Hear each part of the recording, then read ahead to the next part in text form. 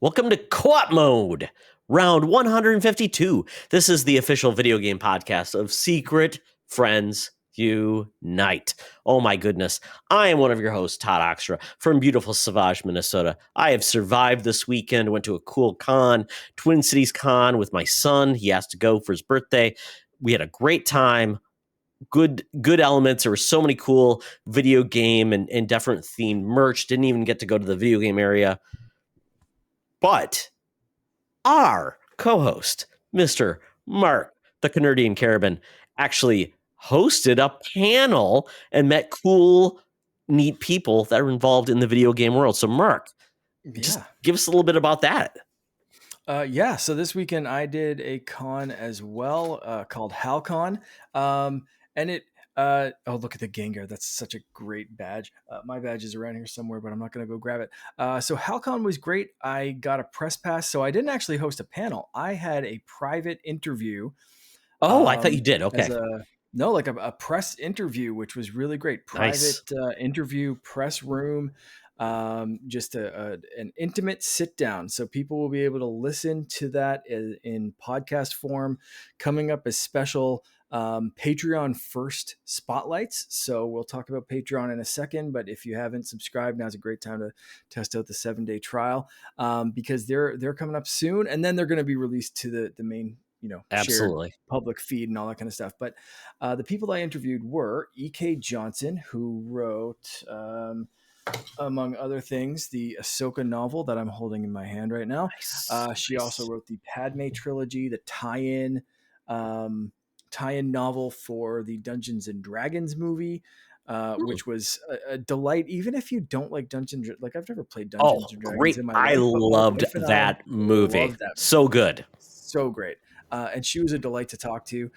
And I think maybe more relevant to this crowd listening, I talked to Jennifer Hale, the voice of FemShep, Jean Grey in X-Men 97, Samus.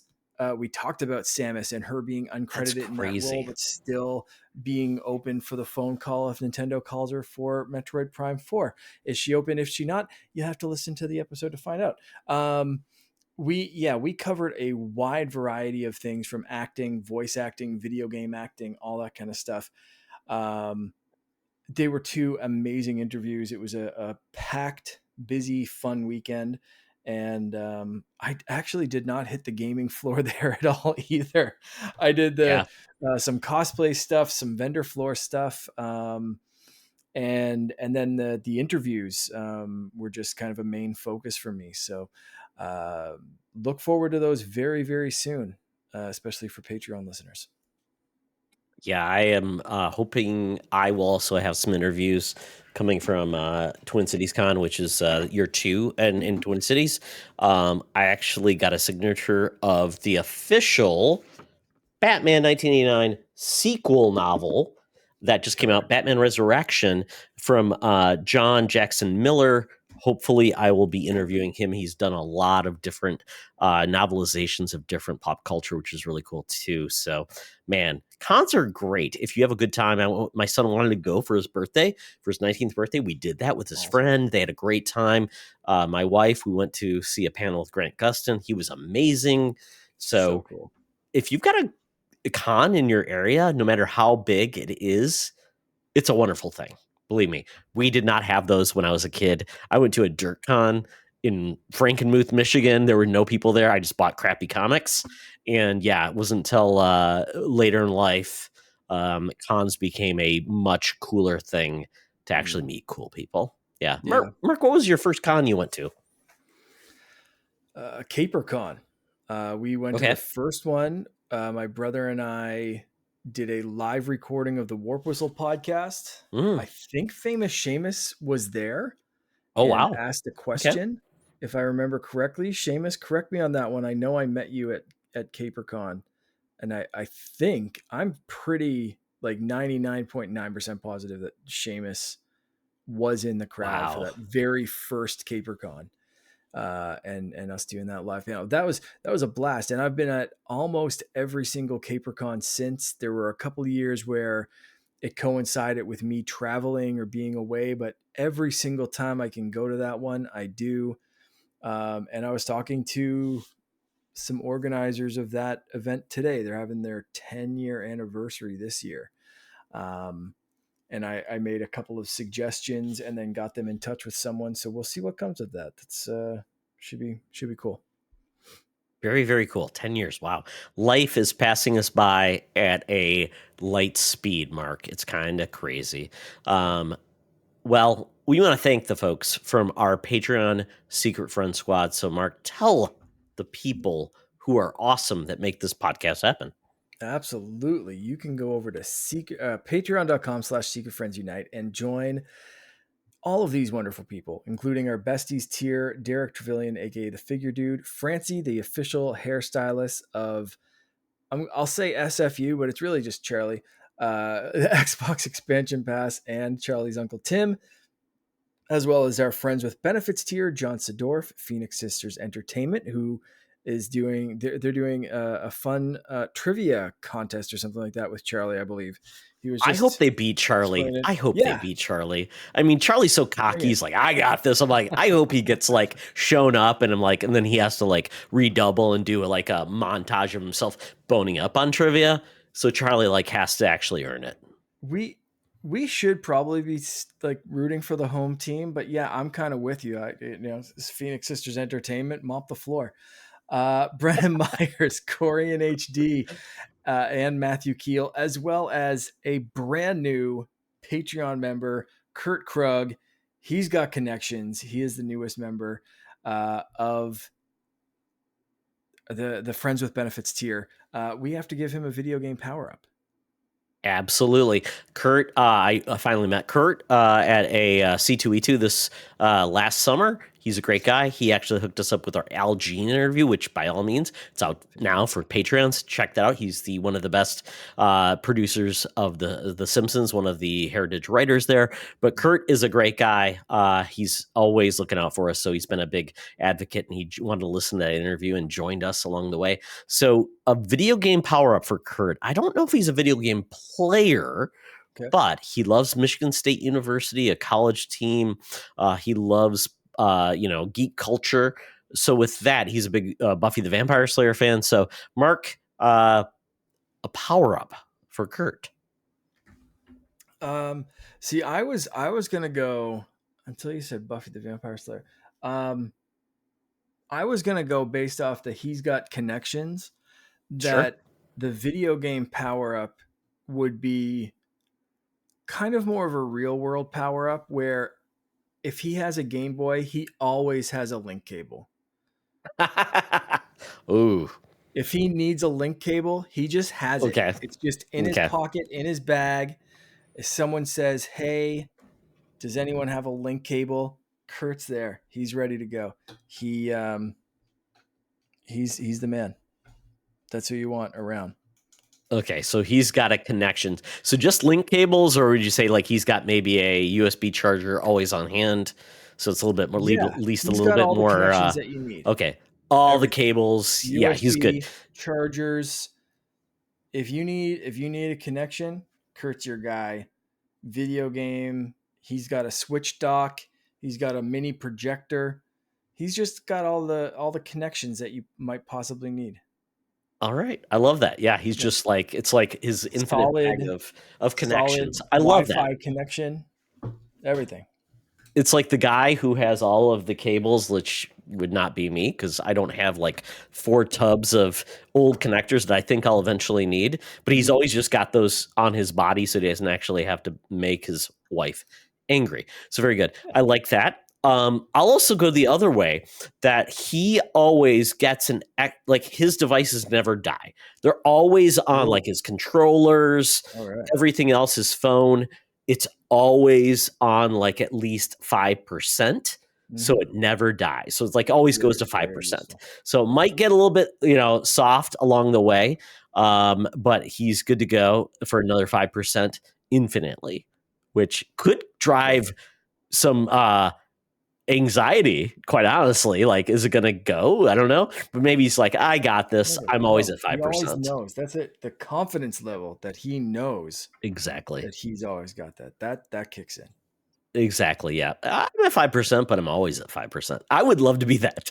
I would always love to be at 5%, quite honestly. That'd be great. Never uh, charge. yeah, exactly. So thank you, Kurt, so much for joining us along the line. And Mhm. obviously, save the best for last, Mark. Yes. So we also, aside from our new member, we have to thank, I think, one of our most long time and definitely um, amazing supporters. That is our secret friend super squad tier, Sean, Stella, and Henry Nias. What can I say about that family? They're amazing. So thank you so much. You can join all of those people for as little as $2 a month. Get exclusive shows, no ads, early shows, Discord benefits, all that kind of stuff. Again, as little as $2 a month. If you feel like tossing it our way over at patreon.com/secretfriendsunite. If you do not feel or you cannot toss a couple of bucks our way, that is perfectly okay. I understand. I get it. Times are tough. Share us with a friend, share a link, share a YouTube thing, follow us on all of the social channels and bump those numbers up a little bit. Um, all of that kind of stuff helps. We appreciate it all, not just the monetary donations, but of course, we always have to thank all of those Patreon supporters because it's literally keeping the lights on in this place. So thank you so much. Mark, I would appreciate if people just memed us, like just took our faces, weird like gifs of us, Yeah, and make us viral. Do I'm, that. I'm down with We that. will love you. Yeah. 100%. Todd Yeah. doing like weird like hand gestures, Mark like I don't know, Keep it vamping. like, Yeah. not terrible. Yeah, don't put us on OnlyFans. Don't put us on like Yeah, that's don't kind of what I was getting. don't I have don't want to a get any URL that hubs or things, yeah, no. but Don't have otherwise, yeah, a we're good. URL that takes you to a porn site like Yeah. the Wicked Dolls for Mattel. Oh Yeah, don't do that. goodness, what a fub that Yes. was. That's Yeah, yeah, yeah. Good whew. luck. My company has some wicked like promotions. Like we have some cupcakes and cupcake pops. Yep. Thankfully, I looked. I'm like, oh, all the art does not include a website. Thank you for that. I don't want to be infamous and have us have to worry about that. Mm-mm. So there we go, Mark. But we are now headed towards one of our favorite segments. At least it's mine. I don't know, Mark. I love it. We've been at this for 152 weeks, Yeah, episodes actually more than that. So do you like buy rent return? Let's just I be do. honest. I do. Okay. Sometimes I like to get down in the nitty gritty, and sometimes I feel like I'm letting listeners down when I'm like, I've played none of these games and have no idea what you're talking about. And then I just like pull something out of my butt, and everyone's just like, that was the worst possible answer, and everyone hates you. But luckily, this isn't one of those weeks. So on those weeks, I love buy rent return because I feel like I can contribute and it's fun. Okay. If you're new to this podcast, buy rent return is all about going back to your video store. What movie, game, whatever would you buy? What would you rent just to explore? And then what would you return? So at this point, and I've updated the key art mark to include really 4 cool video rental spots. I love it. I still waiting for your like Canadian like centric like Maple Moose video stores. Maybe I I don't tried to know. look up a very local Okay. video game rental shop called Game World. I could not find a No, single no art. image of it Okay. at all. It's been This was a purged. time Okay. before the internet, so like Blockbuster was really our like my family's main one Yeah. after Game World and like a couple of like mom and pop kind of video stores and stuff. But um, yeah, so like Blockbuster still has the meaning for me. That's good. Okay. So for kids who are there back in the day when you couldn't buy a game, you went to your video store and you said, "Hey, what can I rent?" And for $5, can I play and hopefully maybe finish? If not, hopefully put a save file on that game and maybe hopefully get the same game so you could go back to it. So for this week, we're doing old school weapons. So I selected the Master Sword, the the Shovel Blade from Shovel Knight, and the Castlevania Whip. So, Mark, I thought I would take it old school, not like a weapon like you shoot, but just like a sword, something where you Yeah. could like create damage in some way from a video game. These vary from like Link from the very beginning, Castlevania and Shovel Knight is Mhm. a new game. So, with that, let's go through the people who gladly participated in this in interesting ways. So I'll do the first Yeah. one. Daddy Diwali says, buy the Master Sword, rent Castlevania Whip, rent Shovel Blade. I still need to play Shovel Knight. Shame on you, Dan, is Dude, all I will say. dude, hasn't played Shovel Knight. It's on Fix that. everything. It's on everything. I played It's it on Vita. yeah, it has been really it is on everything. Um yeah, that game is so good. Even if you just play the base game, because I get it now from a standpoint of like there is so much Shovel Knight and all of the DLC, like the Oh, yeah. what's it, Shovel Knight Dig and like It never spin-offs and all ended. that kind of stuff. Yeah. Like there's a lot, and Yeah. feeling like where the hell do I jump in on this franchise can be intimidating.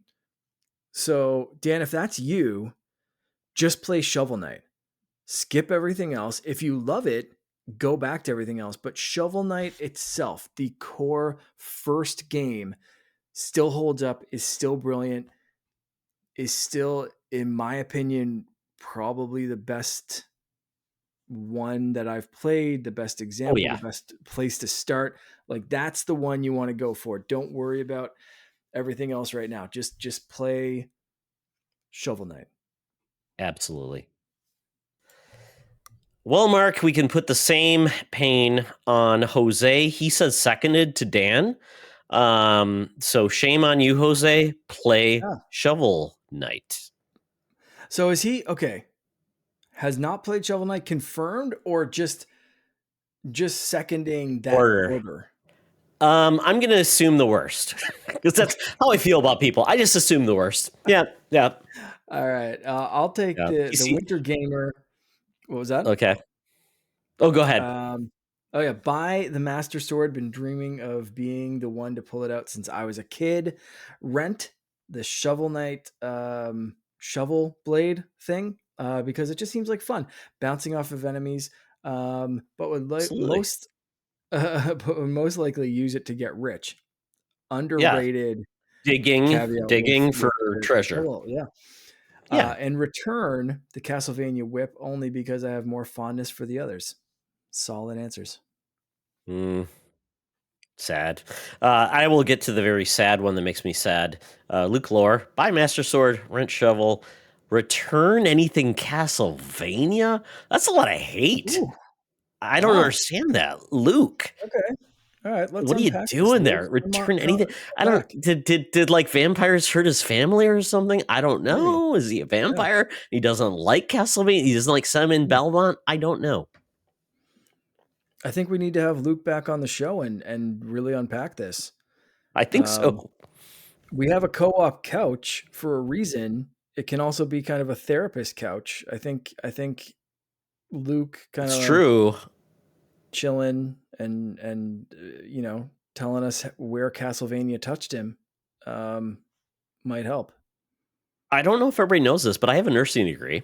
I did Oh, a psych clinic rotation, so I'm probably the most prepared to go deep into Luke's psyche.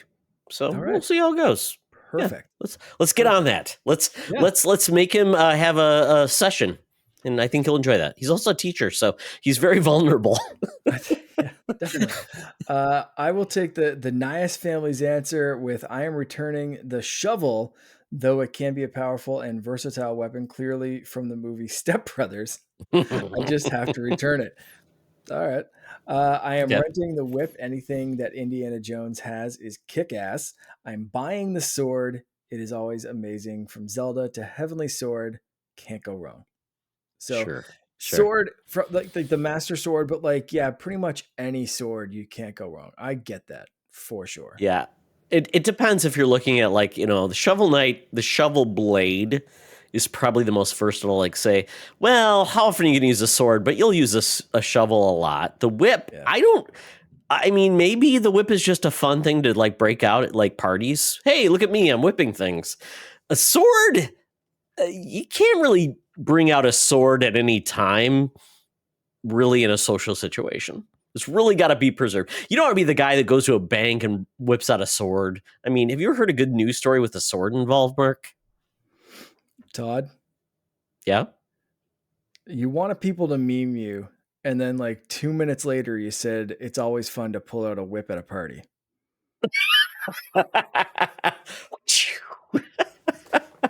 Honey child.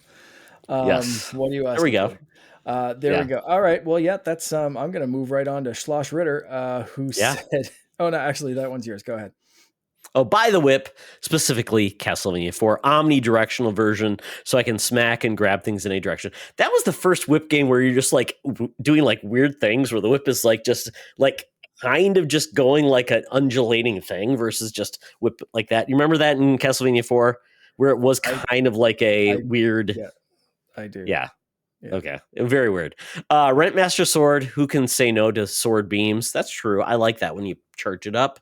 It was very, situational though, because you had to be full power to get the beam. Yeah. So yeah, you had to save it up. But that often ends when you get hit, of course. And then return shovel, pogo jumping like Uncle Scrooge, and then some sounds fun but quick, tiring. I mean, that's like putting everything in a negative light. I'm like, pogo jumping on your enemies? That's only Yeah. the best thing ever, Sounds right? great. Sounds Traversal and a ton of fun? fun. Yeah, Yeah. yeah. Ton of fun. Yeah, I I don't mean, know. all of these, if you've ever swung a sword or any kind of weapon for any amount of time, your arm's going to get tired. I don't know. Yes. Um, Omnidirectional undulating whips, as you describe them. I mean, that's your arm's going to get tired. Sword, they're heavy. You're like that. That's going to be tiring. So pogo jumping and digging. uh, Are you going to get any more tired? You don't seem to run out of stamina in Shovel Knight, so I'm assuming that the pogo mechanism is fairly easy or fairly not non draining. So Well, no, I had fun now with that it's one a for little bit. us to decide, Mark. There you It's go. we're gonna have Yeah. the final decision on this. So, Mark, what would you choose? Master Sword, Shovel Blade, or Castlevania Whip? Well, for my buy, I'm gonna share a disappointment from Halcon because I saw a fellow Halcon goer walking by with a an absolutely stunning master sword. Okay. And I said, "Excuse me, where did you get that?" And she said, "It was right over there, but this is the last one." And I said, "I hate you a little bit, but please enjoy your master sword." And then I went into a corner and cried because I couldn't buy this beautiful freaking master sword replica that this girl bought. So I'm Oh. going to buy this master sword because I wanted to. I will also rent So you're the using the shovel. power of commerce to really make your dream come true. That's the stuff right there. Yeah. Okay. If you're Okay. telling me Yeah. I need to buy, rent, and return something, I'm buying the master sword that I didn't buy last weekend. Okay. Um, and just because like the master sword's badass, and I kind of want Yeah. like swords. I have lightsabers. I Okay. don't have any like swords aside from like some styrofoam swords. So if I can buy a Sure. master sword to start off a sword collection, hell yeah, sign me up. Let's go. Um, I'm gonna rent the shovel blade because it's a shovel blade. That's awesome. It is a sword. It is a shovel. It is a pogo stick. It's versatile as hell. I probably should pick that for my buy, but I mean, I have a Link tattoo. I almost like I wanted to buy a master sword this weekend. I can't You're really only so go against. practical. Yeah, yeah. Like I got to go with my gut here, and return the Castlevania whip just because I don't like whips as much as I like swords, and the other two are more sword esque. So, Indiana Jones, as much as he's an idol of mine and one of my favorite franchises, the whipping is not so much up there as far as the adventuring goes, and the grave robbing and that sort of thing. So there, yeah, the archaeology aspects of Indiana Jones interest me more than the whipping aspects. I know that's iconic to his character, but I also, if I had to choose an Indiana Jones accessory, I'd probably go hat before whip. So I'm still going to return this. Yeah, And keep the hair you that's gotta keep the hair dry. That's really important, Yeah, Mark. yeah. I mean, if you've ever Yeah. been traversing through forest or any kind of desert, you want you want protection for your head. You know what I mean? You want some shade. You want some dryness in the rain. Look who Um, you're talking to, man. you really have to Uh, protect your head. I You don't want a I sunburn in the desert. Wear a hat. No, no, no, I No, mean well, I mean, unless I just wanna blind people with a reflection off my forehead like you see right now, which maybe could be an offensive weapon. Holy crap, my light is we're both going having lighting crazy. issues tonight. My Yeah, my it's gonna ring about to light just die. Oh, well. completely burned out. Okay, well, I may Uh, have to plug my light power cord in as I vamp and do this because it's very weird, but ba, this ba, ba, da, there da. we go, I may there even we go, pause the there we show go. for anyone listening and Yeah, there wondering we go. why my light went out Nope, and then nope. came back.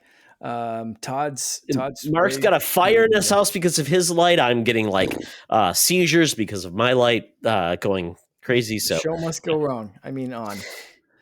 absolutely, YouTube. That's why we do this is for the hijinks. So Mark, despite how much I love you, definitely wrong in all of these. But you don't Okay. have a cat. You don't have a cat. So when you got a cat, I tell you, man, a whip is essential because it not only is like offensive, you can use it to like traverse like cliffs and things like that, but you can also use it to entertain your cats. Like Oh, put it on okay. the ground, move it around. So I'm thinking like Yeah. utilitarian. It's a offensive weapon, but it's also for traversal. So kind of nails all three. Yep. And if you think about it, Simon Belmont in the picture I've got, he's got like a morning star on the end of it. It's been used Yeah. for different things. It Yeah. could be leather, it could be chain. So if I have the ability to like change out like the connection of the whip, I mean, I'm talking about multi-purpose here too. That's true. So I am very into the whip, which just sounds horrible once again, Mark. Don't I'm into the whip. Ah, yes, there we That's go. going on a Yes. t-shirt. Yeah, exactly. Seek friends unite. It's not a dating site, as we used to say.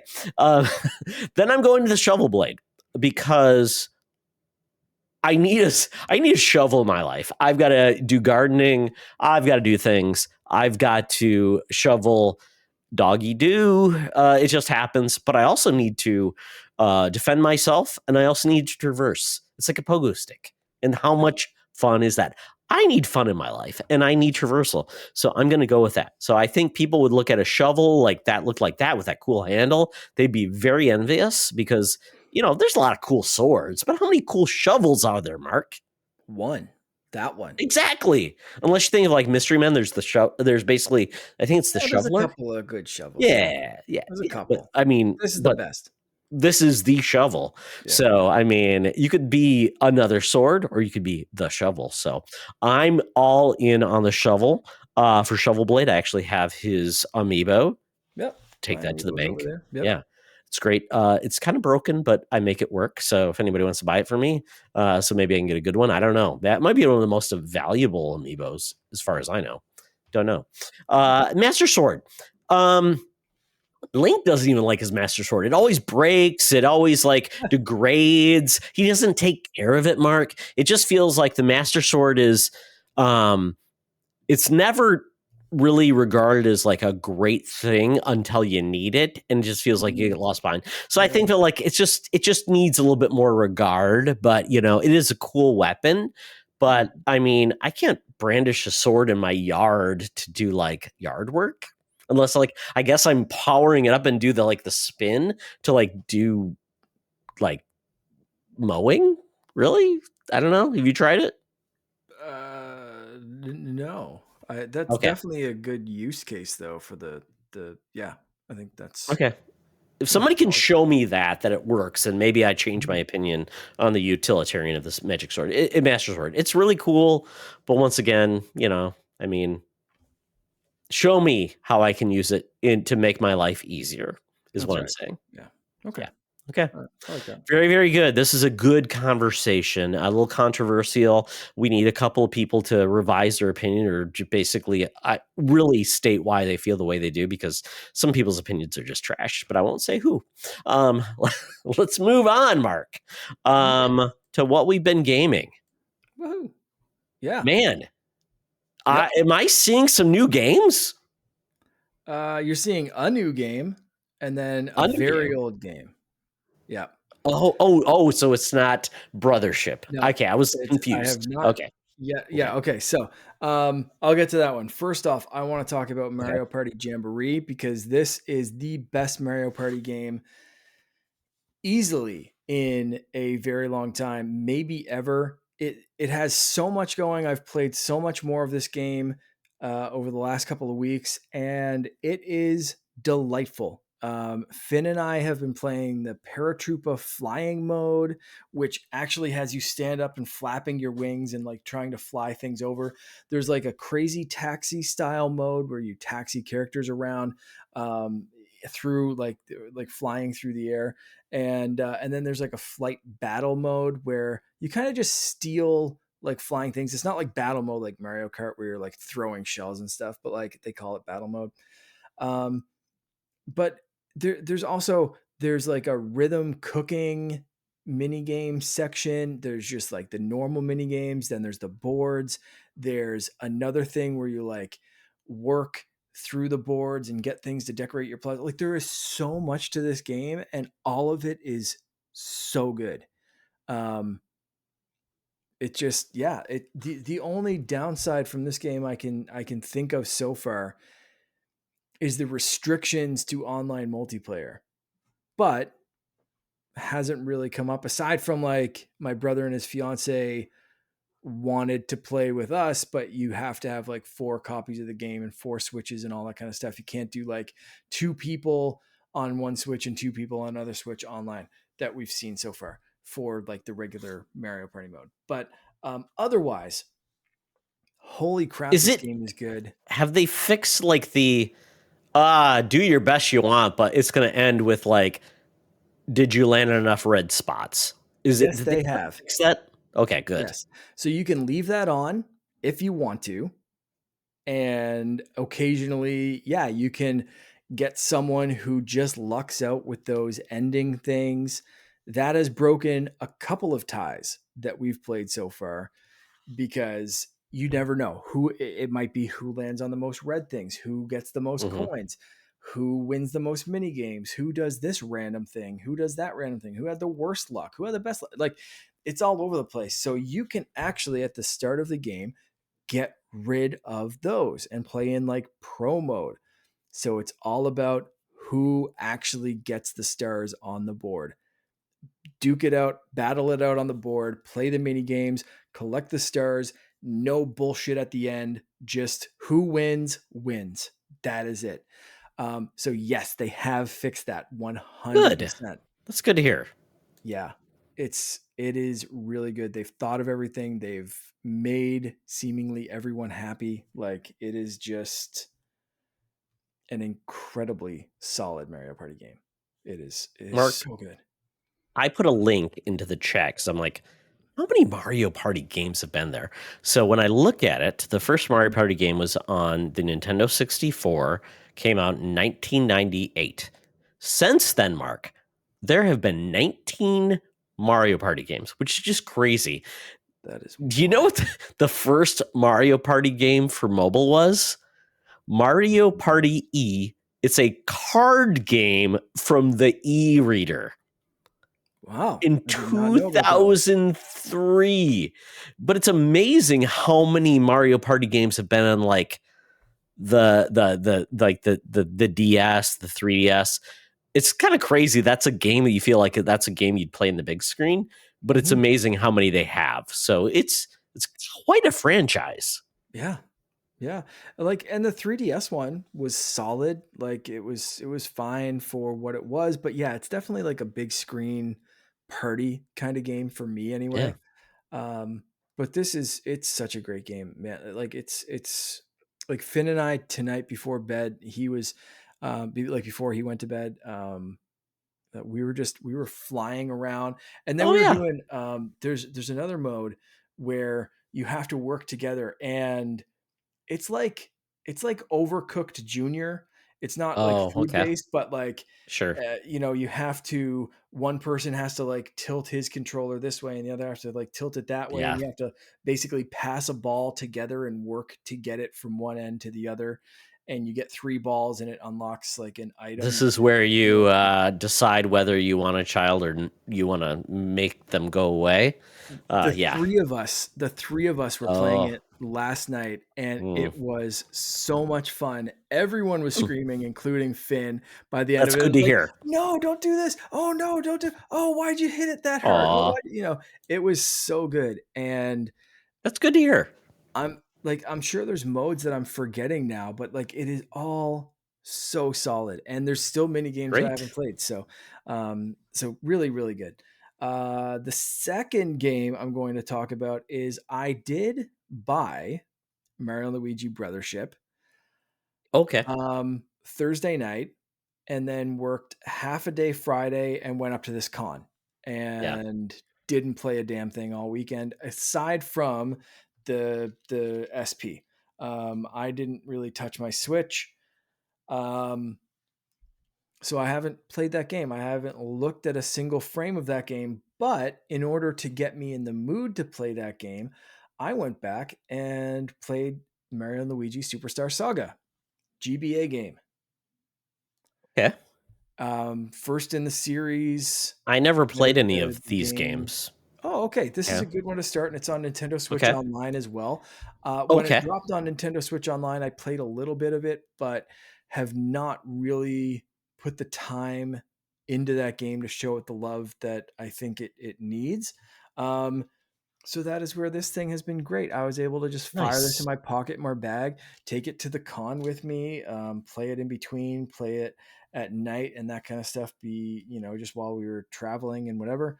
Um, so again, great device to have with me. I wasn't afraid to throw it in because it's protected because it's a clamshell, Mhm. and I've been playing that game, and it's been delightful. It's weird, it's quirky, it's got fun, offbeat humor, and I think from everything I've read and seen, Mario and Luigi Brothership has that same kind of humor and whatever. Um, so I'm really looking forward to getting into that game. I got really deep into Superstar Saga over the weekend in the last like week or so. Um, and I love it. It's really really good. So I'm gonna dive into Brothership probably this week. But going back to play Superstar Saga was amazing. So whether you have an emulator device like this one, or Nintendo Switch Online, or a 3DS because they did a remaster for 3DS, or the original GBA, wherever you play it, that game's delightful. Go check it out. So the Mario and Luigi games, Mhm. it's a turn-based combat game, right? That's where Correct. it means. But the also part is you're playing with Mario and Luigi, and you're kind of doing some turn-based like platforming and moving Yeah, and things like that too, yeah. right? Like so whoever's in the lead, and you can swap back and forth Okay. between Mario and Luigi, because they each have similar but different moves. Mhm. Um, so I'm forgetting which one. In Superstar Saga, one of them, you do like a brother move. So like if Mario's in the lead, I think it's a high Yeah. jump, and Mhm. Luigi kind of jumps, and then you both jump up really, really high. Okay. Luigi's in the lead, and you get a corkscrew spin that kind of helps you go further distance rather than Okay. height. Yeah. So there's that kind of thing. But yeah, absolutely. So if Mario's in the lead, A is to make Mario jump, B is to make Luigi jump. So you have to Yeah, that's think about cool. that when you're traversing. Um, every once in a while, it gets really frustrating. And I think that's partially due to GBA graphic kind of things, not really Sure. being able to like telegraph um, where a platform is exactly or show enough of the screen because it's a smaller Mhm. screen. I mean, it's Um, like 3.5 inches, if that, or yeah, smaller. so like Yeah, sometimes you're kind of like, oh, I hope I land on the platform, and you miss it by this, yeah, a pixel, and you fall down. You have to traverse back up the mountain and then yeah. go across and whatever. Um, so sometimes it's a pain in the ass, but for the most part, the traversal is fun. A lot of the A and B mechanics controlling each brother independently work their way into battles too. It's not just traversal. So in a battle, the the enemies that you fight will often telegraph which brother they're going to attack. Okay. So let's say for a dry bones turtle kind of thing, um, depending on which way their head spins before they attack, they're going to Okay. attack Mario or Luigi. So if their head spins horizontally, that's a Mario attack. If their head spins, vertically or Down. whatever, Yeah. they're going after Luigi. Because And it's where they're kind of like relegated to the positioned on the the, the screen kind of thing. horizon. Yeah. And Mhm. and sometimes it's literally just you don't know until you get hit, and you have to Sure. get hit a couple of times to realize like, oh, that's the way this enemy is going to Yeah. telegraph. And it's a lot of pressing either A or B To at the right react.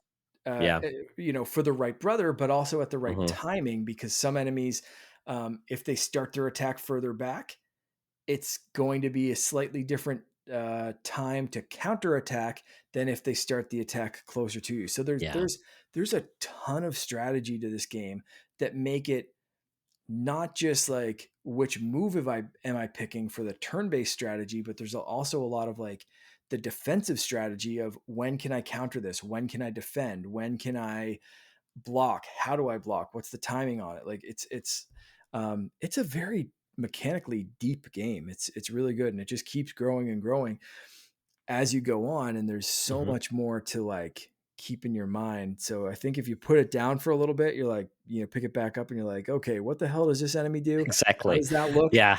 You got to But refresh um yourself. Yeah. and that's why I started this save fresh, 100% from the Hmm. start, and Yeah. I've just been really plowing my way through it because Okay. I know I had an old save. I had that save on the Switch, but I was like, screw it. If I'm gonna have this device with me, I'm gonna wipe it. I'm gonna start a new save, and it's been really fun. Very cool. Because I know Brothership, when I originally was going to get it, and then I saw the reviews that it's like 35 to 55 hours. I'm like, Mm, ooh, that just seems weird that it would be that is that daunting. long. Yeah. And a lot of the things made it feel like this is a Mario focused game, and it doesn't really incorporate, like you said, the Mario Luigi. It feels like it's more Mario with Luigi, but he's more like an NPC than a prime companion. So I'll be curious what your thoughts are on that game. But when I saw it, I'm like, that's too much. I need like a 15 to 20 hours Mario RPG. I don't Yeah, need a 55-hour one. that's it. That's weird. Superstar Saga it's about 18, and I'm a little probably at this point a little bit over halfway through, Okay. um, if not more. So I'm feeling good with that time. I feel like I'm Okay. progressing at a pretty decent Yeah. clip. Uh, 35 hours is gonna be, yeah, that's gonna be daunting. It's Um, weird for that they would go Brothership. that route. Yeah. Just seems like it's their audience, and maybe it's like, hey, we want you just to be on your Switch and don't do anything else. Because I'm like, See, I ugh, think I think they're kind of screwed uh, with the amount of amazing RPGs on Switch. yeah, I think if you don't have something that's clocking in at 30 to 40 hours so weird. bare minimum, Yeah, you're kind of screwed. Like, especially asking full price for it. You yeah. look at that and then you can say, okay, well, I can play Dragon Quest, a Final Fantasy, or this, that, whatever, Xenoblade Chronicles X, Xenoblade. which I think is coming. Yeah, Yeah, right. Like yeah. just throw a dart at Persona the 5, which eShop. I think is on Switch now, which is like Yeah, a like 185-hour game. Yeah, right. yeah. So Which is yeah, just weird because it's like, that's it. It's, okay, yeah, you throw a dart at the eShop and you're going to hit an amazing RPG. but That's Mark, I and let guess, alone the Pokemon games that can take, you know, 100 is there hours. like waifus and what is it? What's the other thing for daddies in these games? Zaddies or what do they call them? Like the kids that's where they get off because they love like the relationship and things. Mario ain't romancing anybody in this game, guys. Come on. You don't need 25 hours of like courtship with Mario. So Yeah, come on, yeah. Nintendo. Don't I don't get baited into that. Just make a fun game and don't make it 55 hours of is Mario gonna like date Boo? I don't know. Could be cool. Yeah. I Mark, don't think that's the direction that they took, but I'm ready to be you're open surprised. to it. I Mark is open to full on 100%. Mario waifus and yeah, and was it Bowsette? Because there's a lot of How's that? Tons of hungry yeah. Nintendo fans that want Bowsette. And what was the like Arms character that people just like Twintel. freaking out over? Oh, there you go. See that yeah, Nintendo fans are very horny, Took me and they zero just are points to get waiting to. for Nintendo to deliver on that promise, Mark. Yeah. Yeah, so I really do. I with dating sim notwithstanding, I think Nintendo. I would imagine that would be the reasoning, like charging Okay, full price for an RPG in a sea of great RPGs. sure. Um, I would imagine that would take some padding. We Yeah. just learned about the Switch being, so like the Pokemon games on Switch selling so well. Yeah. Um, that it's tough because you can for the exact same price. Let's say if you're comparing two RPGs for the exact same price, you can get a 150-hour Pokemon adventure or an 18-hour Mario game. Like they have to pad that up to like, 30, So 35, weird. 40. Like it needs to look competitive from how many hours am I going to get out of this kind of perspective. And it sucks because a lot of times you don't. I always hated that because you don't go to a movie being like, okay, here's the price of a ticket. I'm going to go to a 3.5 hour movie to really get my money's worth No, people are versus like, an hour why and a is half it four movie. Yeah, hours? right. Yeah, and I'm like, at this point, I'm like, I have so much entertainment in my life. I don't need things to outstay their welcome. I just want to enjoy the experience while I'm there. I don't Yeah, need more of it if yeah, it's not valued. So yeah, exactly. it's an opportunity for probably making your time matter. Because Mark, as I know with you, time is not on your side with anything, right? Never. Because there's an Assassin's Creed game coming out in February, and Yeah, do you need a new? And you're probably going to need a new Pokemon in January too to make you insane. yeah, So there you go. probably. My Yeah, with my let's luck, give me a the new Pokemon yeah. and Assassin's Creed will drop on the same weekend. You know what? It's bound to happen. Well, very Yeah, good. And yeah, enjoy the games where they play. Nintendo Online is a great way to play these games. But yeah, check out Brothership if you're interested as well.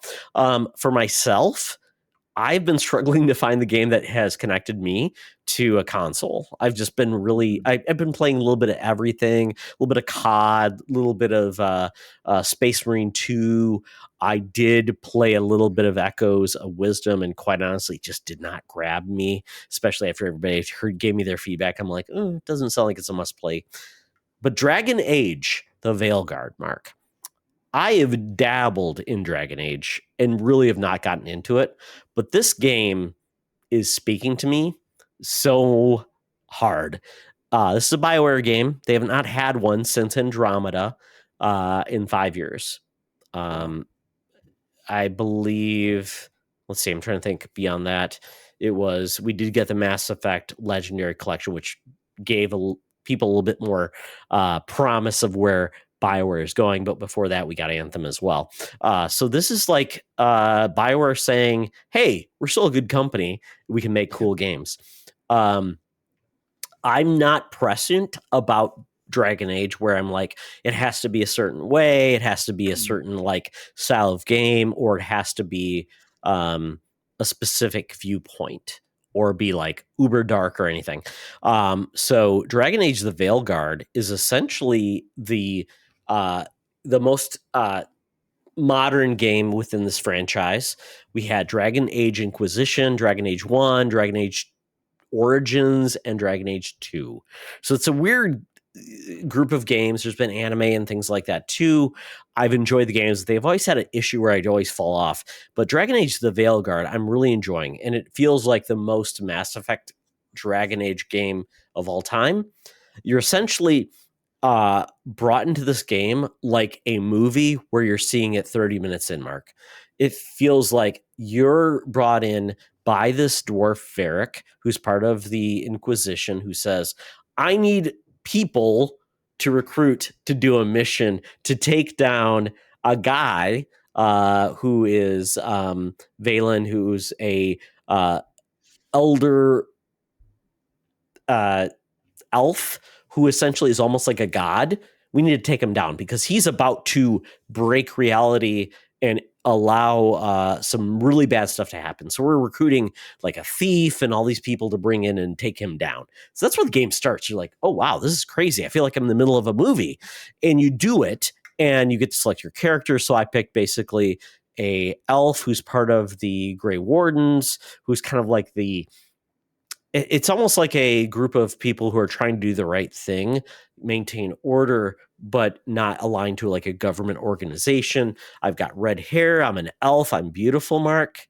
I have abilities to be a mage, but I can also be offensive. It's really cool in regards to what you can do.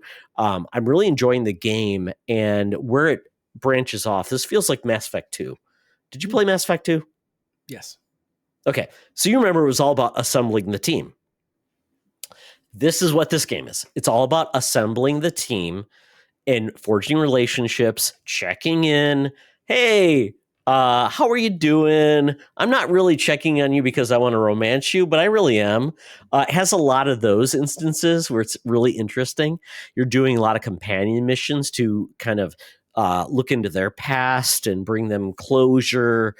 You'll get things from it, but there's also a modern path. There's also alignment with missions that are tied to like different organizations, which is fun. So you can like do all the missions. You can do all the missions you want, focus on the main path. But I'm really enjoying it because I'm flirting.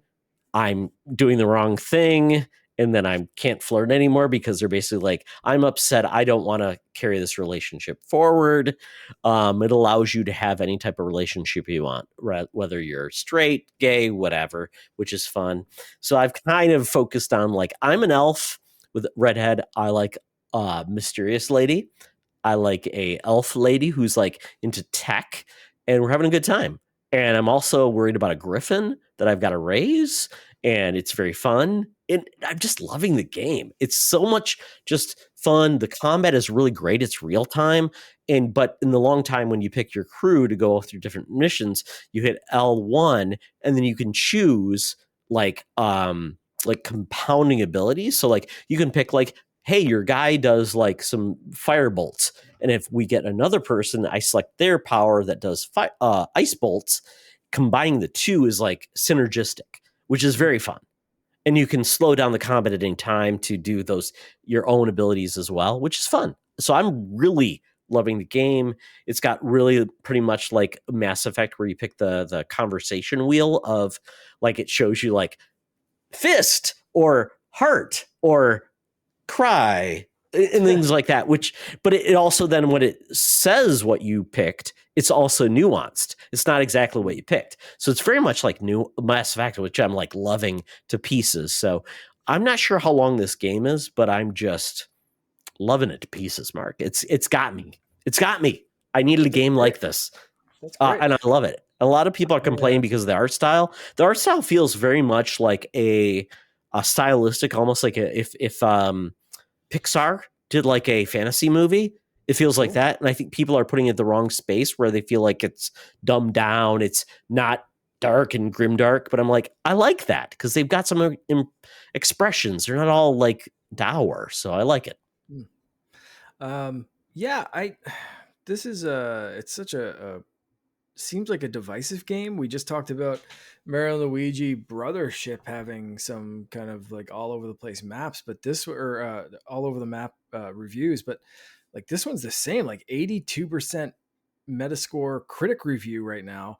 3.8 user review, getting completely bombed for having Yeah. like woke agenda stuff. um, Mark, which I could date is a just dude. That's just the yeah, worst. yeah, sure. Some of the things that I've read continuously brought up are being punished and having to do things for like misgendering someone. Um, Really? Mm. yeah, is like part of the game. Like that has come up so much that it seems like it's every 2 seconds you're doing push-ups for saying he instead of she or they I have and things like not that. gotten into a gender naming discussion in my 25 hours. So maybe So people have an agenda? Maybe? I yeah, don't I wonder. Gee, know. that may have been what I was getting at, Todd. Okay. Yeah, here, like, I hate these kind of So review weird. bombs. It was I the do same thing too. with The Acolyte. If you didn't like The Acolyte because you didn't like The Acolyte, that is fine. Like, after you Yeah. watched it, you were like, that isn't for me. That sucked. It's not exactly like, my kind of Star Wars. That's cool. I had issues with The Acolyte too, but like not liking it because like the twins had two moms or something is such horseshit. And it's the exact same for this thing. If you read through the user reviews, it's like woke propaganda. It's like, just get your head out of your ass and just play a different game if you don't like what they're doing. Yeah. Um, man, yeah. Yeah. It's very odd. And I understand, like, especially after a game like Baldur's Gate 3, Mm. which quite honestly, that game changed so much for modern RPGs where it's like there's so much choice. There is so much flexibility in everything. It's like, oh, I can go into a toilet and climb down the toilet and go to the sewer and do that. I'm like, it's weird because it's like saying because one game did this and another game isn't doing that, so the game is trash is weird too because it's like I am not interested in Baldur's Gate 3 because I don't like a turn-based game. I don't like the combat. I don't like their strategy, and it's also overwhelming. It's like a 180-hour game, and you can talk to squirrels, and it's like that's just not for me. I want more of an action RPG type of game, so this is for me. So punishing a game because it's not Baldur's Gate 3 also seems weird. Yeah. So it's hard to punish a game for what it is versus what it has to be basis the other game that you love. So I'm like, I know I've been harsh on other games because maybe it wasn't X, Y, and Z, but for this game, it's I'm glad it exists. It's not for everybody. Totally get that. But it makes me feel like BioWare is back in their wheelhouse. And it makes me feel very happy that they're going to make a Mass Effect game. And that's very exciting for me. So, yeah, call me happy. Excellent. Mark, Yes, is happy. Todd being happy a bad thing? Never. It's surprising, but it's Oh, never a thank you. bad Oh, it is.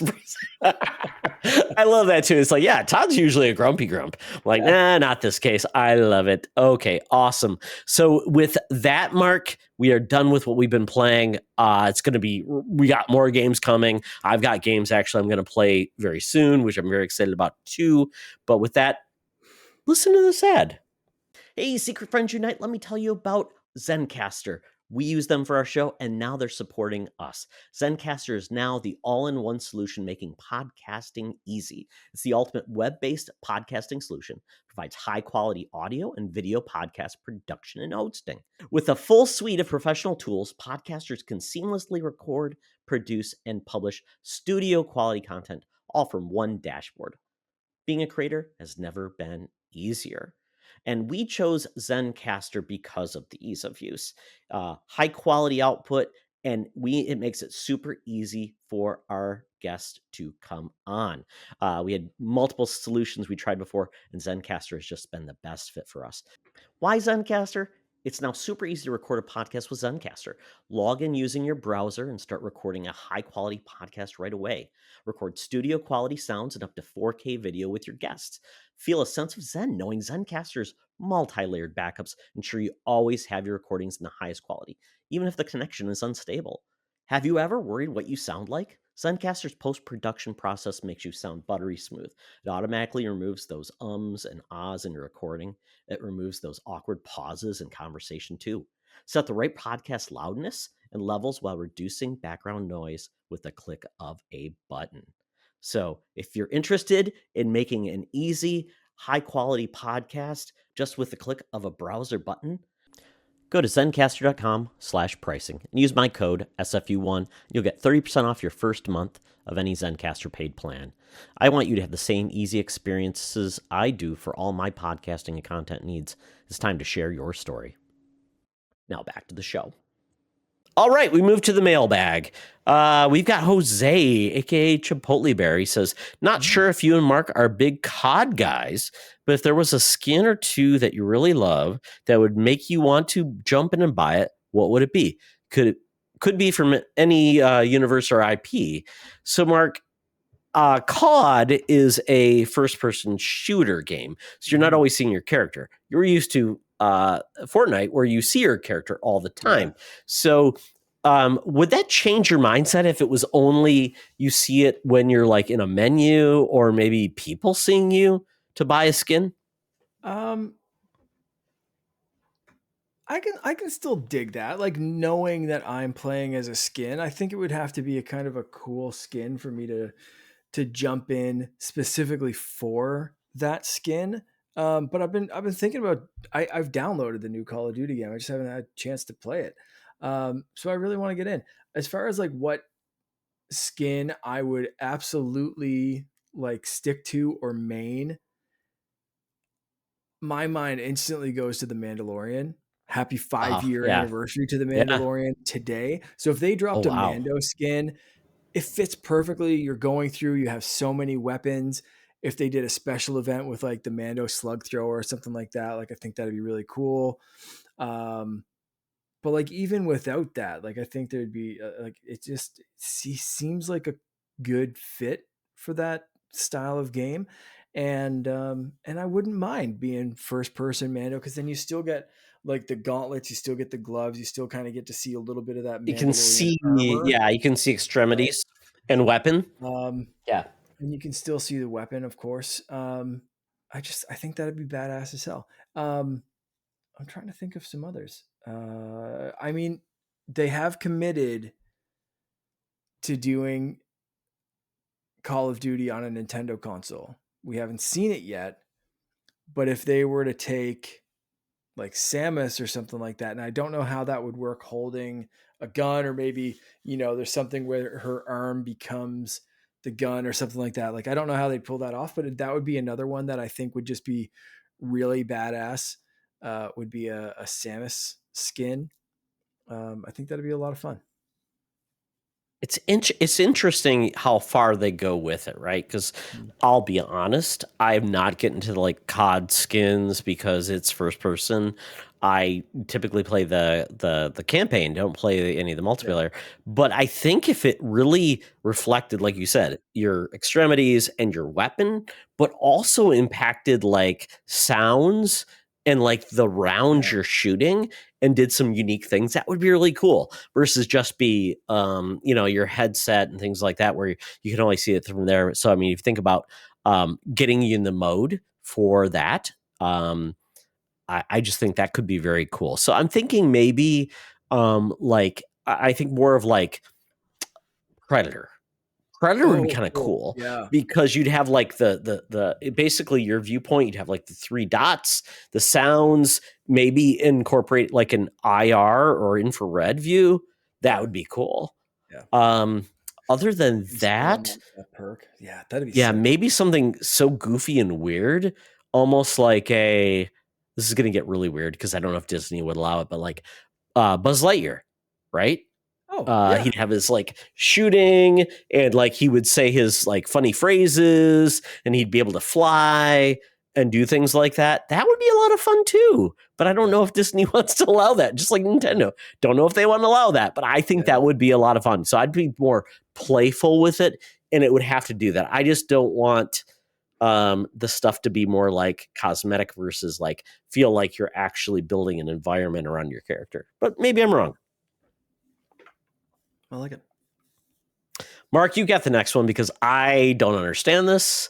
So please explain it to me. Barry from Impact Game Station says Todd Oxtra He specifically said this to you because I think he knows my answer because we've talked about this a few times. Okay. Are you excited for the Ironfall Invasion release date reveal very soon for the Nintendo Switch? Wink, wink, nudge, nudge. Barry knows when this game is going to be released. Barry has been working on promotion for this game and helping them with marketing. Good job, man. This is Okay. a little inside thing. Barry is branching out from like just Impact Game Station stuff. Yeah, I don't I don't know how much I'm allowed to say, so I'm not going to say. Barry, sure. sorry if you were like fishing for me to release what you're working on. I apologize if I've missed that. But I know some stuff that Barry's working on that is basically that he's helping out and putting himself out there for game developers and for a few different avenues, and this is one that I know he's working on. And I've seen some stuff that Barry has been nice enough to share with me from Ironfall Invasion. If you are not familiar with Ironfall Invasion, that is a 3D or what was a 3DS game released in 2015, I believe. Okay. And was a really cool game. Very like Gears of War light feel kind of gameplay and stuff. A lot of like, cover and run and shoot kind of mechanic. Really cool on 3DS. And they are releasing it, wink wink, probably sometime soon for the Nintendo Switch if Barry's to be believed. Um very soon for Nintendo Switch release date. So yeah, I'm looking forward to this. Like I said, I liked the original on 3DS and jumping up the resolution, jumping up the gameplay and all that kind of stuff. Like this is gonna be a fun replay on Switch, I think. So yeah, Barry, if you have some fun news that you can share, we're happy to talk about it on the show. I'm excited. Todd, what about you? Did you ever play this on 3DS or are You you know, familiar with it? I am the worst 3DS person to talk to because I'm like, "Oh, I don't love mobile handhelds," but I feel like a lot of games that were really promising on the 3DS were trapped on the 3DS, and the Yeah. hardware is what constrained them. So to hear that games would be coming to the Switch would be amazing. So that games like this, there's I think a game called Moon, Samus Returns. There's a lot of games on the 3DS which I think would look great on the Switch. Would be amazing, and they don't need the new Switch 2 to be amazing. So Barry, if you're more than interested to show up on our show, we'll talk about that. We've got some intercontinental issues to happen, but Yep. we'd love to have you on because Figure it out. I know you have done some amazing work to highlight games. And if you're working on this game, we'd love to hear more about it. And what you can talk about would be amazing. So, want to hear more. So, Absolutely. thank you, Barry, for I love cool first person shooters. I just don't like weird 3DS like controls that are not great. So putting on the Switch, perfect for me because I've got the cool uh, Binbot controllers. So Yeah, for thank you, sure. Barry. Yeah. Absolutely. So with that, Mark, got our mailbag done. We really talked to our cool co-op mode compatriots, but now let's talk about the bonus round. We're going to talk about backwards compatibility. But before we do that, so, Mark, backwards compatibility is a weird concept because, in a lot of ways, we didn't have it for a long time. So, like, I think like the Atari 5200 or the 2600 was not backwards compatibility with the Atari 5200, which is a big system. Then we had the Sega Master System, the Sega Genesis. They were not backwards compatible. Then we had the NES to the SNES, not backwards compatible. The I guess it would be what the Nintendo 64, not backwards compatible. But we did get backwards compatibility with, I think the system I think of is the Game Boy, right? With Yeah. Game Boy to Game Yeah. Boy The Color, right? Nintendo Yeah. handhelds have been really, really good at backwards compatibility. Um straight, yeah, all the way back because you had Game Boy Color, but then even Game Boy Advance could play Hmm. original Game Boy carts. Then you had the DS line. The original Yep. DS could play again all the Game Boy games, and it's I stick remember out. doing that. Yeah. But full backwards compatibility, no emulation, just had the two slots for DS carts um, and Game Boy cartridges. Um, and then 3DS dropped Game Boy cart compatibility, but could still play DS games, and then emulated a Correct. lot of Game Boy games, Yep. or not even emulated. There was still, I mean, it was still playing natively on the hardware. That's the crazy thing, is that the Yeah. DS and the 3DS still had essentially a Game Boy inside them. It was built on similar enough architecture that it was still playing these things natively for Game Boy Advance, which could then be compatible with Game Boy. And like, so straight back, we have this full compatibility line Yeah. in the handheld market, but home console, it's been a whole other different thing, and it's been frustrating to say the least. Um, so Nintendo officially announced at a recent earnings call that and backed it up on Twitter. So the Twitter quote, or X quote, this is Furukawa. At today's corporate management policy briefing, we announced that Nintendo Switch software will also be playable on the successor to Nintendo Switch. Nintendo Switch Online will be available on the successor to Nintendo Switch as well. Um, Further information about the successor to Nintendo Switch, including its compatibility with Nintendo Switch, will be announced at a later date. Couple of things to unpack here, but the compatibility, the backwards compatibility, is one that I think came at a time when Nintendo really needed it to, and I think it did exactly what they needed it to do. And that is, people just weren't buying Switch games like they used to. People were just saying, like, this console's what, 7, 8 years old. I've had my fun with it. We know there's something new until you announce that it's backwards compatible, because that's a Nintendo Yeah. ass thing to do, is just make it not backwards compatible for some weird reason. Um, People kind of lost faith spending their hard earned money on something that, if you, let's say the Switch 2 launched in March of next year. So you're saying in a few months, if I have to sell my Switch in order to afford a Switch 2, that it might not be backwards You're compatible? starting over. You're I'm not starting buying over. Mothership. Yeah. I'm not buying the new Zelda game. I'm not buying Mario Party Jamboree. I'm not buying a single thing on Nintendo Switch this whole holiday season, because in a few months, I might be selling that Switch to try to buy this new thing. And that is a terrible position for Nintendo to be in Yeah. going into the holidays. So I think they were backed into a corner to make this announcement. I don't think they wanted to. I think they had to. They had to. They dropped, Mark and I looked at their sales. They dropped hardware by 1,000,000 and they dropped software by like 5,000,000.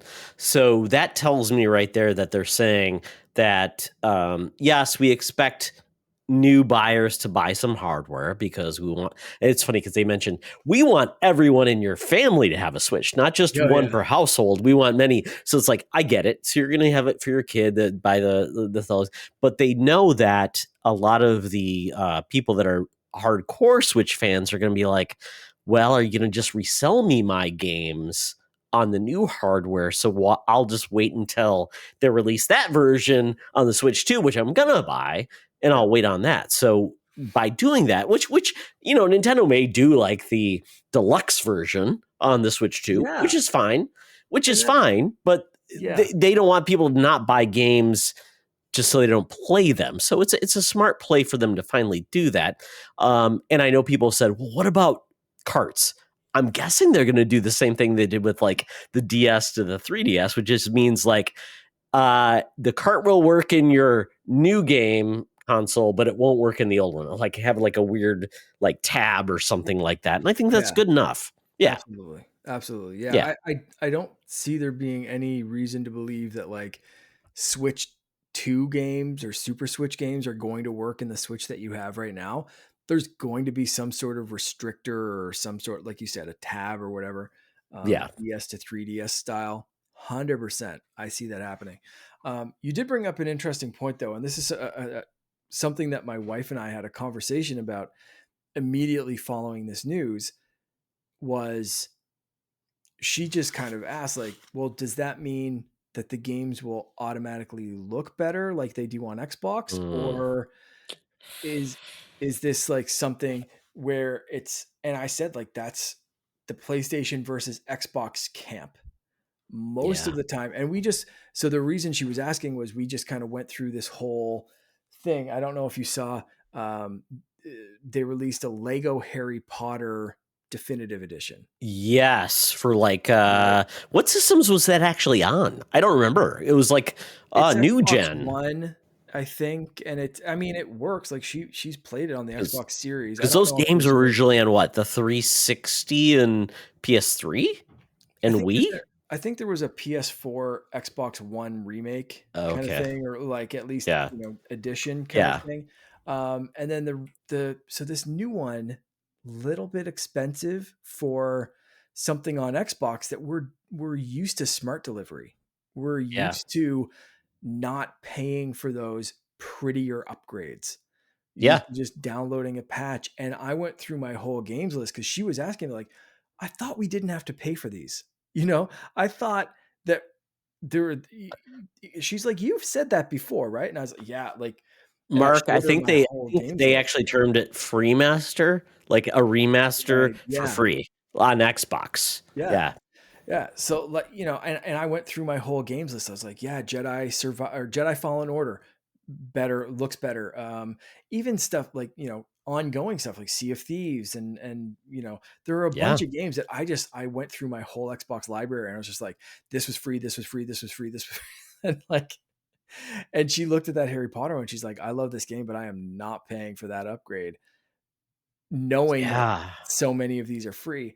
And I said, like, the Harry Potter games kind of do that. Hogwarts Legacy even had 2 editions. There's other games that I've, Well, even on the PS5 Pro, which Sean got, which I'll get to see his PS5 Pro, oh, cool. but apparently that game looks better, but is not like perform better because it's Okay. locked by the CPU. So it won't get like, oh, it's going to get 120 frames per. No, it won't. It'll just look like a little bit better, maybe ray tracing. So yeah, we're in a weird spot with Mhm. basically what does the new hardware allow your old games to look like?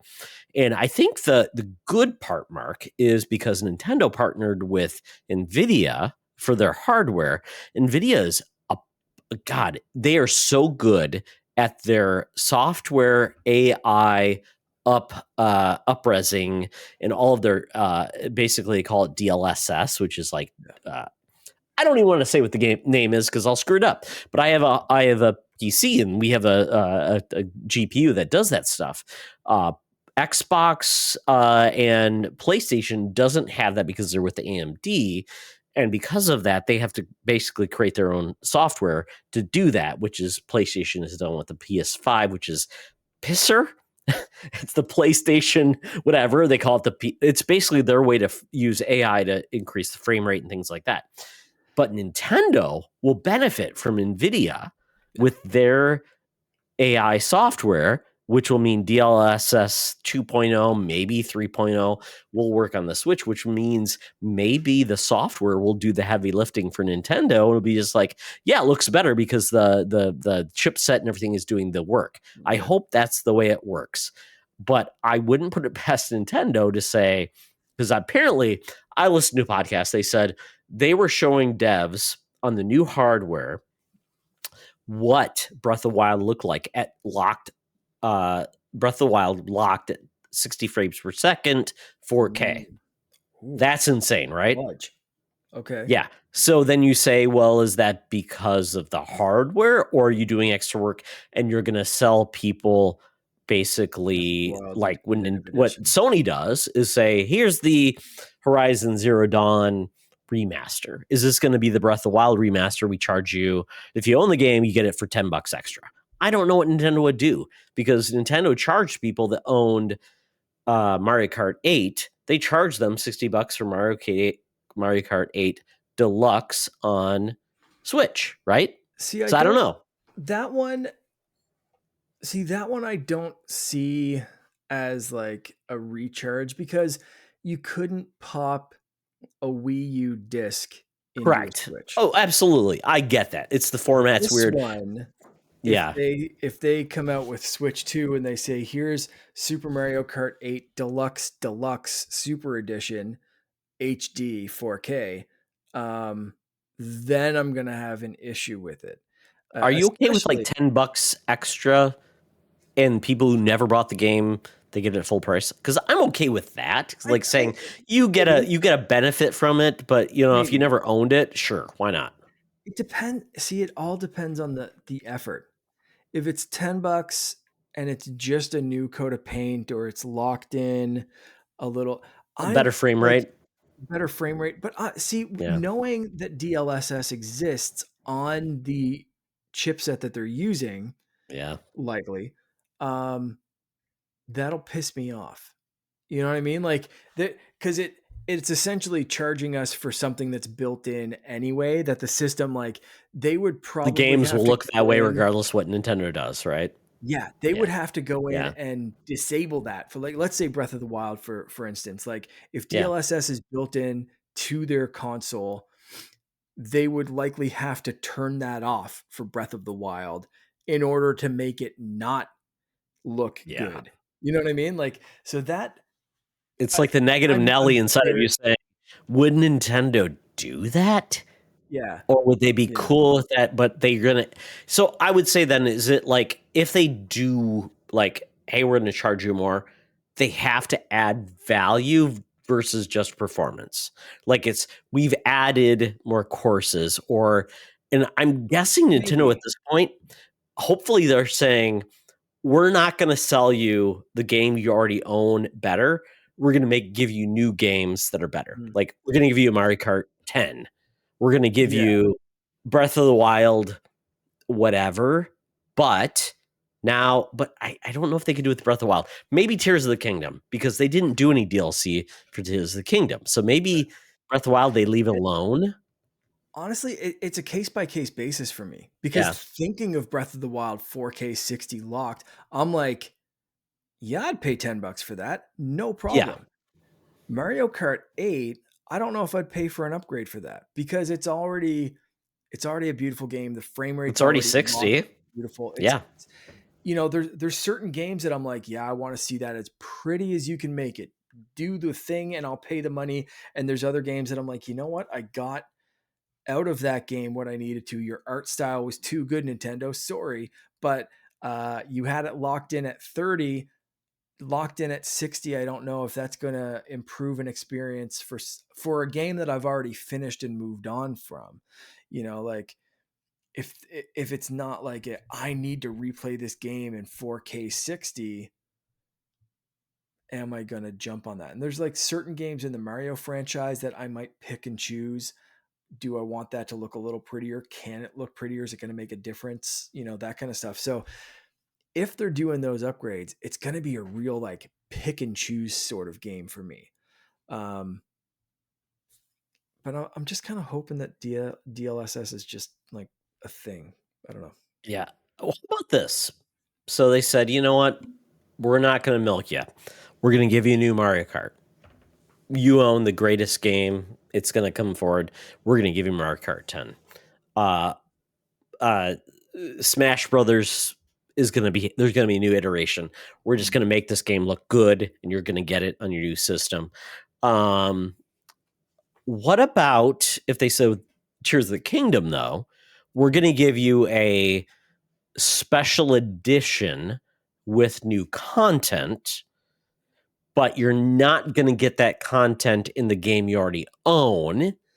And you have to pay $60, $70 for the special edition. Yeah. Like it's new I could dungeons, new I could stuff. see them doing that. Like that's a Yeah. PlayStation kind of move. Yeah. Like play here's the prettier version of the game and multiplayer is only available on this version or this thing's only available on like I that that's it's a very PlayStation style move and it'll be the same kind of answer for the upgrade. I would be very pick and choosy for that. Like, is it worthwhile? Is it worth my money? Is it Yeah, worth my time? Does the game look good enough? The one that I already own, did I skip it? It's going to be, yeah, it's going to be weighing those pros and cons. But the nice thing is, with backwards compatibility, it's all optional. It's all, absolutely. do Right? I have the Yeah. $60, $90, $20, $10, whatever they're charging for this? Do I have that at the time? Do I want to spend it? Or is this Switch cart that I've had for 3 years good enough? That's cool. My library is not going anywhere. Um, and I like that. That makes me way more confident buying games now. There's still those questions up in the air. And I think, again, Nintendo has to answer a lot more questions, but I think this was the minimal amount of question that they had to answer, and they had to answer it. Yes. Yeah, it's a And I great think that's move. good enough And for now. what about this, Mark? If they do say there's a version of Tears of the Kingdom, blah blah blah, should you just be able to get the DLC, any extra content, as an add-on to the game you already own? Or are you locked into having to buy a new version at $70? So basically, there's a new dungeon for Tears of the Kingdom because, hey, that's the only way we can make this dungeon work. PlayStation did that actually with Mhm. Horizon Forbidden West with their DLC. They actually locked the DLC to the PS5 version. Right. Doesn't mean you couldn't play the game when you got the PS5, but that's what I'm saying. So it just becomes like, is this like a weird one where it would like, as long as you can access the content on the new system for a minimal price, that's cool. Or do you say they can't charge me $70 for a new dungeon? That's what I'm worried about. If they say, hey, if you own the game, it's $10 extra for the extra content because you're bringing that game forward to the new system, it's $10 extra.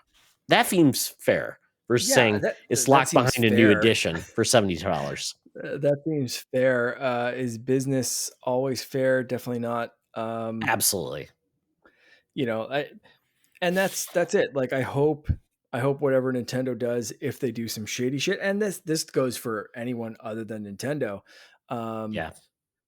do exactly what we just did with that Lego Harry Potter. One of my wife's favorite games, like her favorite Yeah. Lego game. Um, Thumbs down on the upgrade, because just not worth the money. Like, Lego games aren't pretty to begin with. We're not paying like whatever $30 for a upgrade visually. Like, who gives a shit? Like, I don't know. So Okay. speak with your wallet. If Nintendo's trying to Yeah. pull off some sketchy shit with Switch 2 right off the get-go, like, speak with your wallet. Just Yeah. and that goes again, that for every single company. Just you don't need everything. If you already own it, it's pretty enough. Make the decision for yourself and speak with your wallet. Yeah, absolutely. And I think with Nintendo going forward, I think they're realizing that they've had rough transitions in the past, and having Nintendo Switch Online and Mhm. their backwards compatibility working is of value to their customers, which is great. Showing us that you admit that you like us and you're not going to milk us is great. Um, I would say, Mark, in the future, um, something that's a touch point to you and many Switch owners, do you think they can still go forward with an Animal Crossing uh, perspective of saying one Switch or console per console with like Animal Crossing is Mm. even legitimate going forward, considering people have many instances of like World of Warcraft on their systems? Is that something they can just say, no, our systems will support many Animal Crossing islands on your future game? Just seems like a weird thing that says, is that a system consideration or is it just a, we're going to charge you to be part of that situation? Because that seems like the one weird like thing that makes no sense to me, but maybe I'm Yeah. wrong. Is that Yeah, odd? I've always thought that was weird. Any kind of game where you can't do multiple saves, Pokemon, um, Animal Crossing, like it's weird. It's a strange thing to put like that little restriction on. Um, I don't think Nintendo's going to move on that kind of stuff for the most part. Yeah. That's just weird, Nintendo. And again, speak with your wallet. If you have one Switch in your house and you're like, we're not buying multiple Switches for Animal Crossing, so we're skipping Animal Crossing, good. Do that and maybe the next one. But Animal Crossing, thanks to the pandemic, sold like gangbusters and Yeah. sold many Switches, ours included. Our second Switch, 100% an Animal Crossing purchase. Um, like, yeah, we're part of the problem in that solution. We spoke with our wallet, but our wallet says give me more Animal Crossing Switches for COVID to help us get through this shenanigans. um so yeah, I think we're part of the problem in that case, and I don't Yep. think Nintendo's going to learn any lessons from an outstanding sales number Yeah. with that. So maybe this time around, maybe that's the hard lesson they learn with economic way different than they were through the pandemic.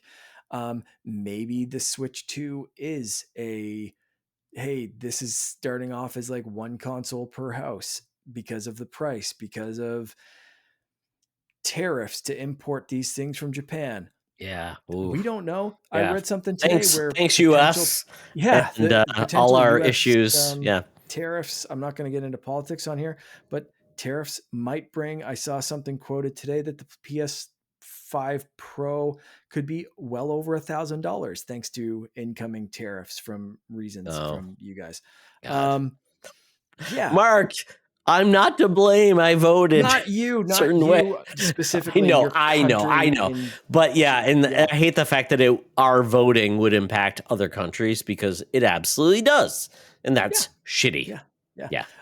Now I don't know if that would directly impact here. I don't know if our PlayStations would go through the US and then come here, or if we can just skip that, import them It's from weird Japan, because and it's then like what we'll, NAFTA, North yeah, America, free trade, all those yeah. things with I yeah, don't know how to, Canada, anyway, yeah, we won't yeah, worry about that no, right now. But no, what I'm saying is we don't know in a year where the market's going to be. And Nintendo is not a company that like always is very fast to catch up on like yeah, economic times in that sort of way. So we might see a very, very different Animal Crossing sales story.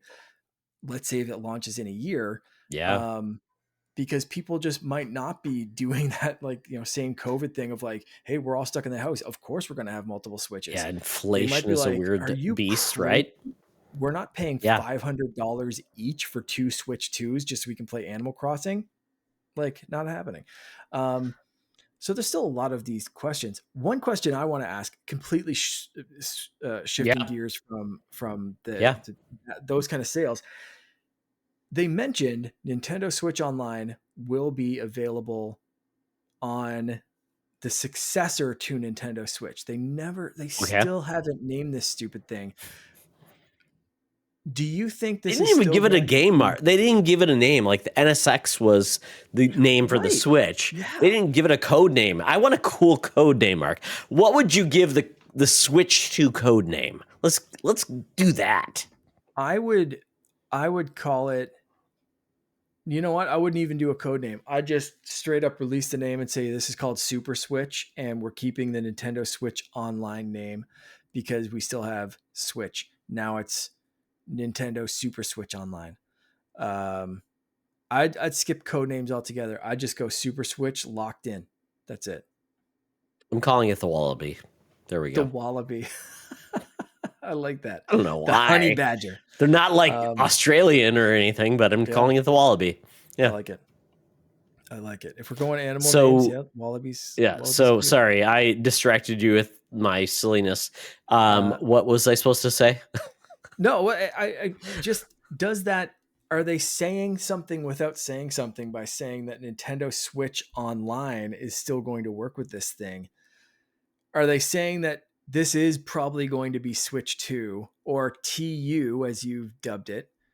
Is Switch Yes, the still going to be the name, or are TU they? Accento or Yeah. TOO. Are Yes. they rebranding Nintendo Switch Online? Because it doesn't make sense. Let's say if this is called the Nintendo Yeah, that's a Wallaby, weird one. Yeah. are you going to have, yes, Nintendo Switch Online on Plus please, Wallaby. please subscribe to Nintendo Switch Online on your new Nintendo Wallaby console. Like, Yeah. doesn't make sense.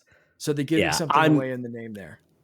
Yeah, probably. I think they just feel like they're kind of trapped that they like because Nintendo's like, oh, I don't want to be like just the Nintendo Switch plus more. And I'm like, I think Mhm. most people want that. It just seems like there's these weird people that say, like, I need it to have like talons or like weird like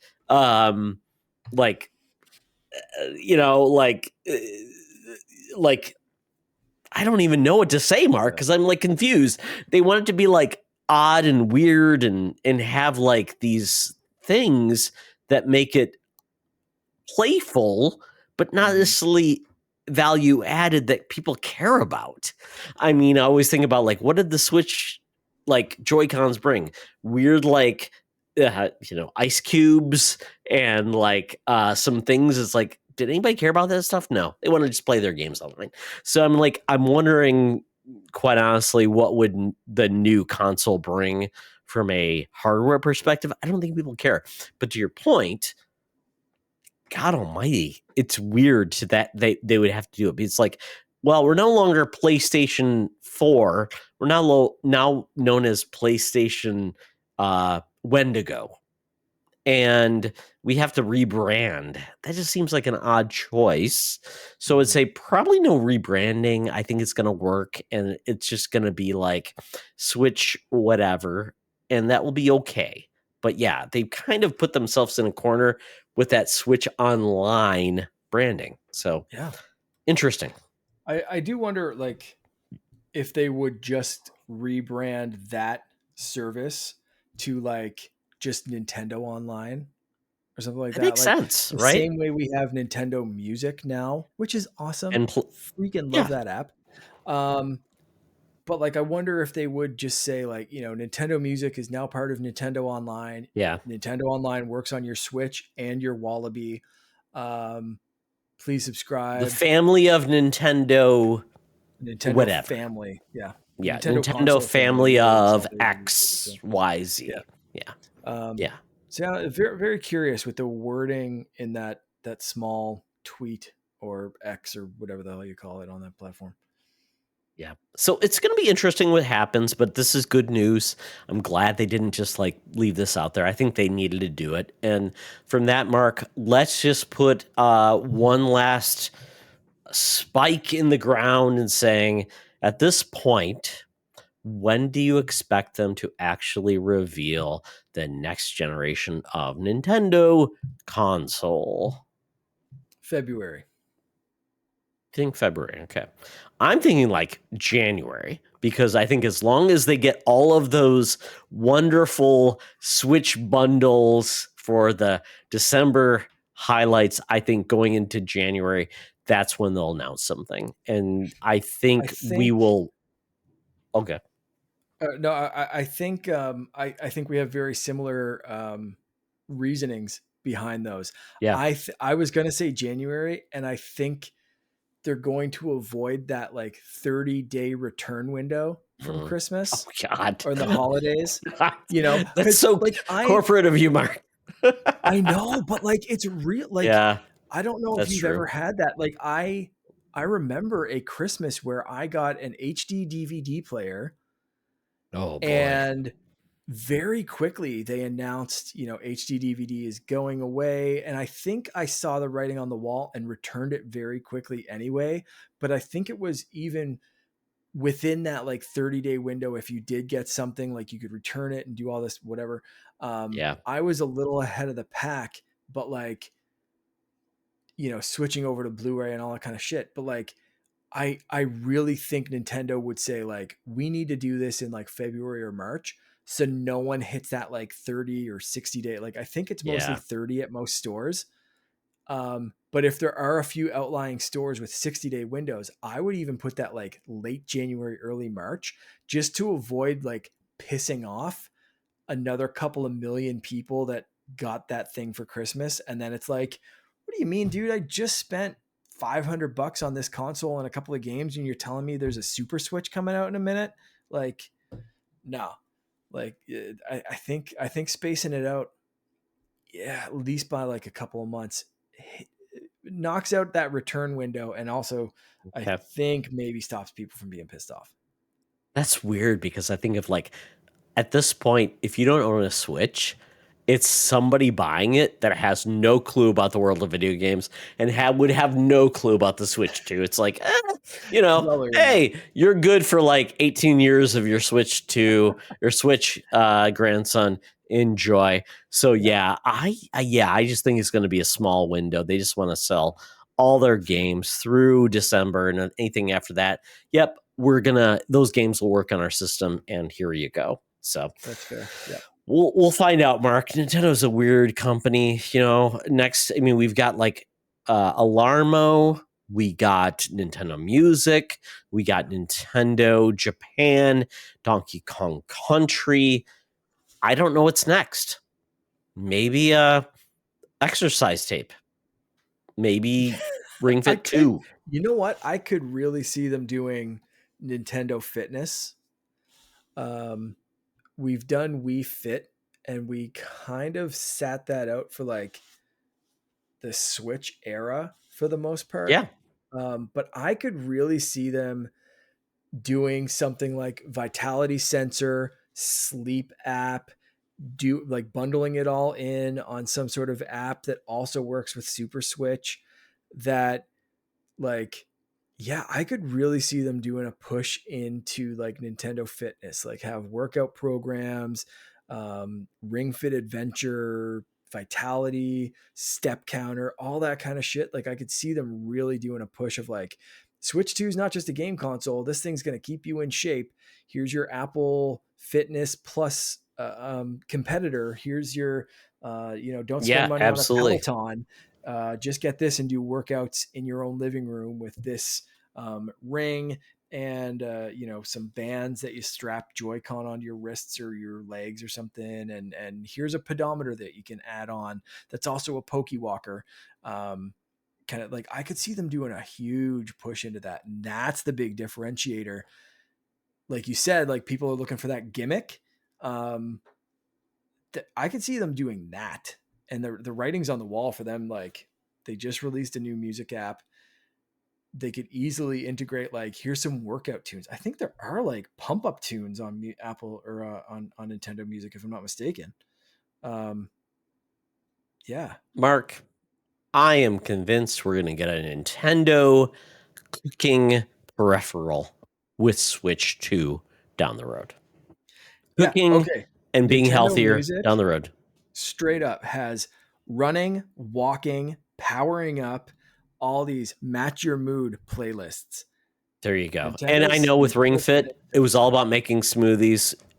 Switch 2, it's all about smoothies, being healthy. We're going to be all in it to win it, folks. Get in on. There you go, Yep. Mark. All right. So there we go, folks. We're talking about backwards compatibility. Switch is going to make us happy boys, but we don't know what else it will make us happy when they announce it. TBD, we'll find out soon. Mark, tell people where they can find you around the interwebs. You can find me on mostly Instagram and Threads, a little bit of TikTok here and there every once in a while, and hanging out in our Discord server as Canardian_Jedi. Excellent. You can find me at Tioxtra at Secret Friends Unite on Threads and Instagram for our DMs. Check us out there and let us know if there's something you want us to talk about, and connect with us if you want to be on this show. So thank you all for talking about the world of video games. We had a good time. I hope we were goofy, we were fun, and hopefully distracted you from the world that we all often at times need a break from. So thank you, Mark. Thank you, friends. And remember, folks, it's always better to game together. Whip it good. This podcast is part of the Secret Friends Unite podcasting network, available on Apple Podcasts, Spotify, and podcast services around the galaxy, as well as video on our YouTube channel. You can support Secret Friends Unite by becoming a Patreon member, get bonus programs and more over at patreon.com/secretfriendsunite. Join our Discord community for even more discussions on all things geek. For all the latest updates on Secret Friends Unite, make sure to follow us on Threads at secret.friends.unite and visit secretfriendsunite.com. Find our merchandise at TeePublic and Redbubble. Thanks for listening, and may the Force live long and prosper.